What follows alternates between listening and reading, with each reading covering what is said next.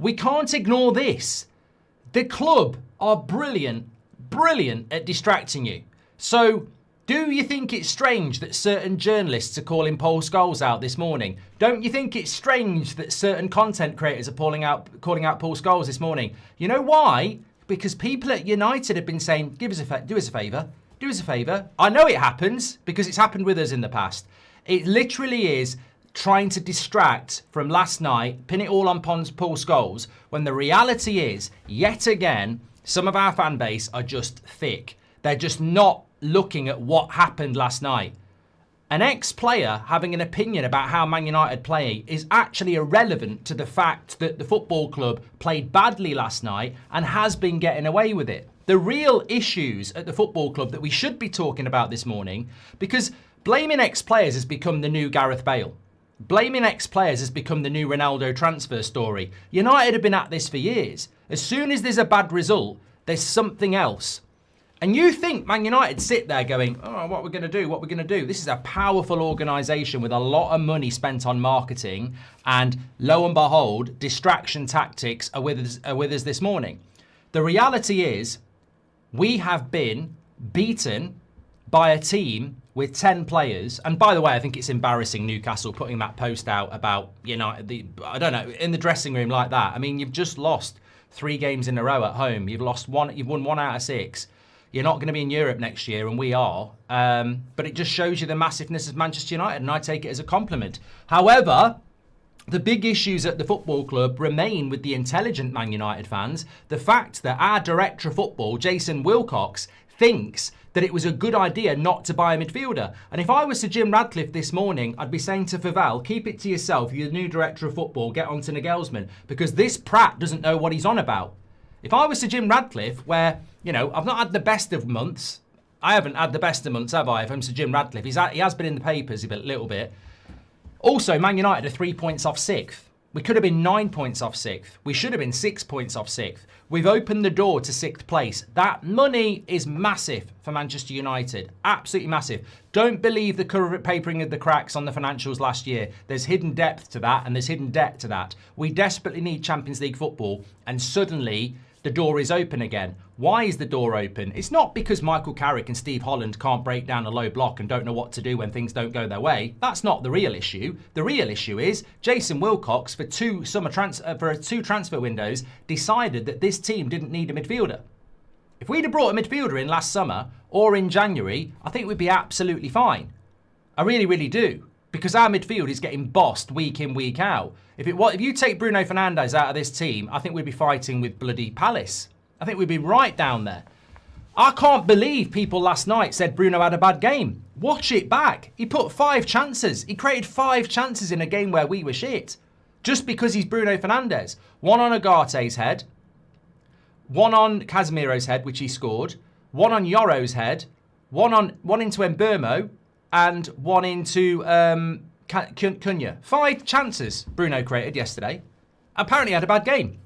We wouldn't be anywhere without Bruno. But the big issue at Man United is the fact that we didn't buy a midfielder in two transfer windows. And that's on the director of football, because we did spend money. We have spent money. We just didn't spend it on anybody else. And that's been the biggest issue. And I want to delve into some of the bigger issues with Manchester United. But look, we've got a massive game coming up against against Aston Villa, weekend after next.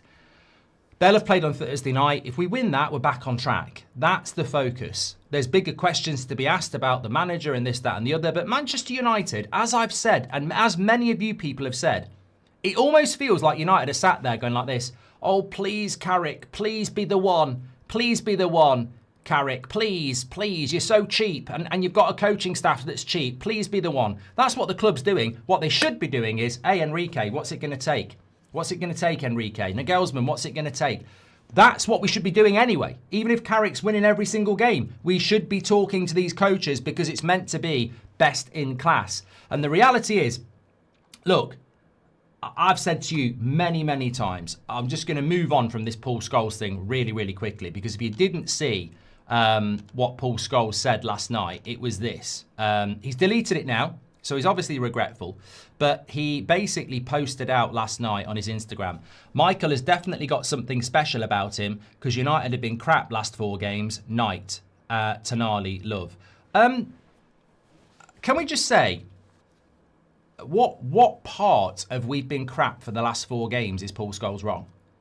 And maybe there's sarcasm there. Maybe there isn't. Maybe he's saying Carrick's done a good job considering we've been playing crap for the last 4 games. Maybe he's saying Carrick's not the guy for the job. I don't know what he's saying, but the reality is, are we going to ignore the fact that he's right? Are we just going to ignore the fact that we have been crap for 4 games? You can argue about whether ex-players should be doing that sort of thing. But as I said to you before when Nicky Butt said it about Martinez, you can disagree with their opinions. They're not employed by their club. They've got a podcast where they're probably on decent money, and that podcast needs numbers. They have to be opinionated. I don't really have a problem with it. I don't. If you do have a problem with it, that's absolutely fine, but I don't have a problem with it. I really don't. We have been crap the last 4 games. Are we going to ignore that? But also, what I have a problem is I'm absolutely convinced that certain journalists and certain content creators are on the bloody payroll or doing favours for the club. Because what makes you wake up after last night and go, I'm going to write an article about Paul Scholes. I'm going to do a video about Paul Scholes. Oh, I'm going to go in on Paul Scholes. What Man United fan wakes up this morning and goes, right, Scholes is getting it? I mean, that is for me, it's just such a minor story. Like, I'm waking up this morning and I'm going, Wilcox is bloody useless and needs sacking for not buying a midfielder. Our fullbacks are absolutely atrocious. Our midfield is atrocious. How did we play against Newcastle, who haven't won a home game since early January, for 45 minutes against 10 men and create fuck all? Why is it, if you take Bruno out the team, we probably would have lost 4-1 with 10 men, against 10 men? Like, there's so many things to talk about from last night. I'm not waking up and going, right, Paul Scholes is getting it because he put an Instagram post out that he's deleted that was actually true. I can't criticise Paul Scholes because if I said it's out of order, people would say, you've literally said we've been shit for 4 games and we shouldn't give Carrick the job at the moment. Yeah, I have. So I don't have a problem with it. But I don't want to talk about it because I don't want to feed the fire of what is quite literally spin and PR from the club, probably getting in contact with people saying, can you say something about Scholes to distract things? I mean, Henry Winter's at it. Rob Dawson's done it. I mean, give time. Whitwell will be at it. Luckhurst will be doing it. They'll all be doing it because they'll all be, can I get a question or an interview? And the reality is, we shouldn't be talking about Paul Scholes. Ex-player has opinions some people don't like. Shock horror. We've just bloody lost to Newcastle. And I saw somebody this morning say, oh, well, it's his first loss. You know, losses are going to happen in the Premier League. It's very competitive. It's his first loss. I absolutely agree. It's his first loss. But I'm not looking at Carrick. I'm not looking at Carrick. I'm looking at the board. I'm looking at the sacking of Amorim. I'm looking at the team right now. I'm looking at the intensity disappearing. I'm looking at the lack of coaching nous against 10 men and low blocks. It's abysmal. And I'm looking at the summer and I'm going, I still think we're going to be in the Champions League. Absolutely convinced about it. But what are we actually going to do in the summer? Because if this is the plan for next summer, the last 4 games have been shit. And yes, we've won 2, drawn 1 and lost 1. But that's what's going to happen next season playing like this. The wins came at the start. Arsenal, Man City, Tottenham, Fulham, 4 wins in a row came at the start and we were playing quite well then.